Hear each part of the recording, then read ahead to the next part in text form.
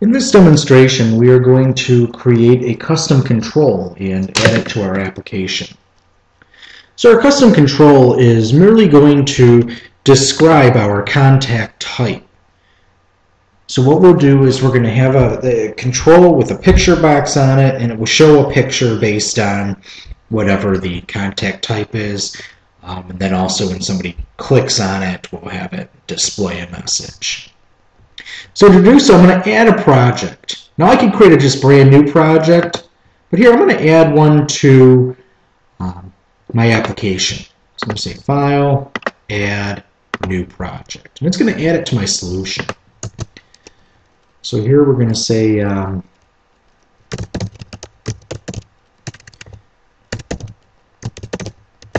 so contact type control.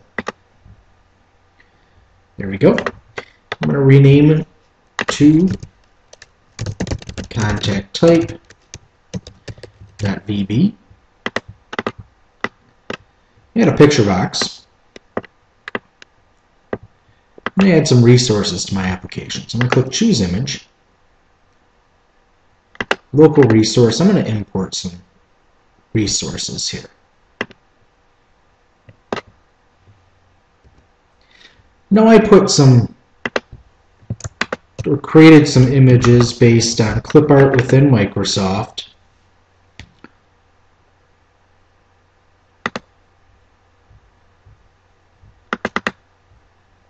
Oops, won't do that. We need to import some resources into our application here. So I'm going to go to Properties, doing this the wrong way, Resources, and we'll add some resources. So add existing file. And I put some right in my bin debug folder. There we go.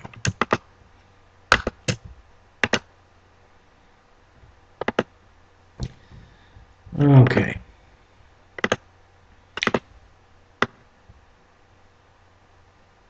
We'll size this accordingly. Now I know my images are 150 pixels by 140. I'm going to change my size mode though to stretch, just in case I ever change anything here. And then my control itself, I want to be 150 by 140. So I'm changing the size down here. Alright, there we go. So I'm going to go to my view code. Now, because I'm creating a control here, I can create properties just like anything else. In my property here, I actually am going to do an enumerated property, meaning that there's predefined values. We'll have a numerical value associated with them, but we won't even need to work with that. So here I'm going to say public enum contact type value, and then I'm going to put my values in here. So business, family, friends. I'll create my local property, so it'll be dim contact type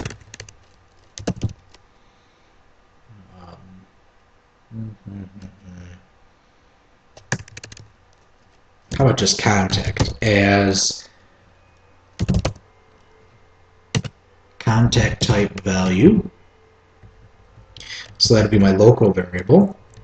I'm going to create a public property.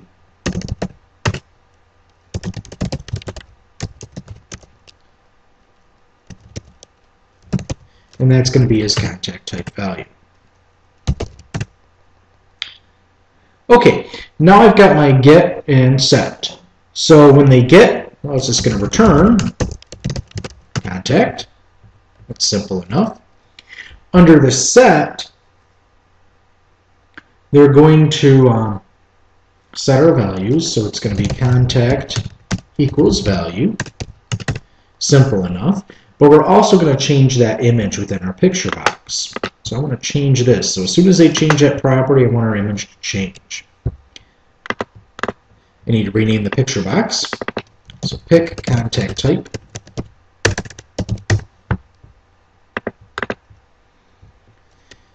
So if value equals contact type value dot business, then pick contact type dot image equals my dot resources dot, there we go, business. Else if value equals contact type value dot family, then pick dot contact type dot image equals my dot resources dot family. And also if value equals contact type value friends, then pick dot contact type dot image equals my dot resources dot friends. Alright, so what we have here is we have our enumerated values, so these are the only things that they can select. Consider a drop-down or a combo box where you have the drop-down type. You have drop-down list, you have, you think of the other options, but they're set options. That's what this is going to do within your application. So we have that. Next, when they double click or click on that picture, we just want to throw a message box at them. So here, you can just say message box to user, display message to user regarding contact type. Message box dot show contact type is, and we called it contact.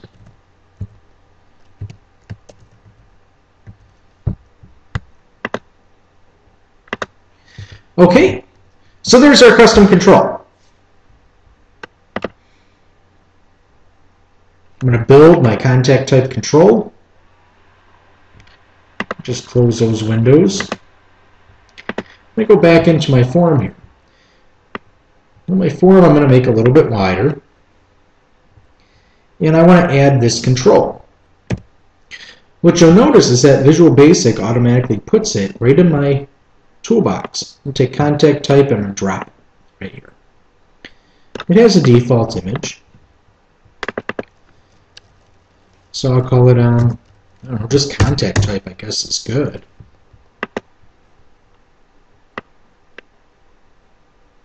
And if we look down in our properties, we've got contact type, and there's our options. Excellent. Now what we can do is I'm going to look at our drop-down box or our combo box. I'm going to double-click on that.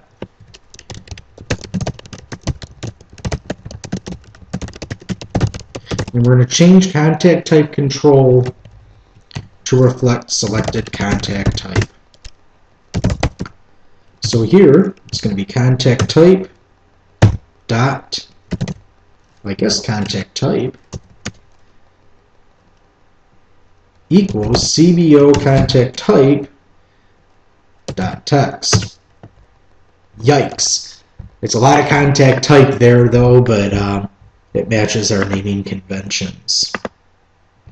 We'll save it, run it, and see what happens.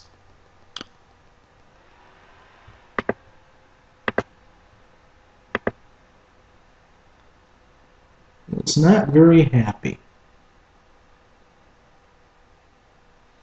It's converting it to an integer. Alright, well, just for our testing purposes, let's say CBO contact type dot selected index. So family, friends, business. Very good.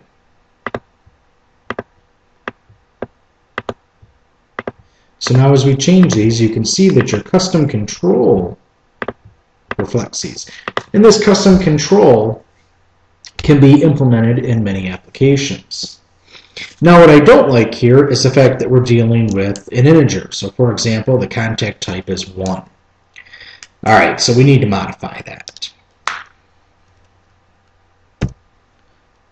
So what we'll do here is we'll go back into our contact type control. And if we're with our message box, we can just, well, let's see here. We can declare a string in str message. A string equal to the contact type is. We'll do select case contact,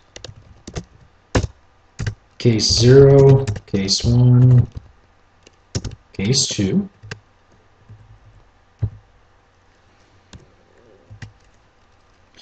In case 0, str message equals itself and business. Do the same thing for 1 and 2. Whoops, it should be and% equals.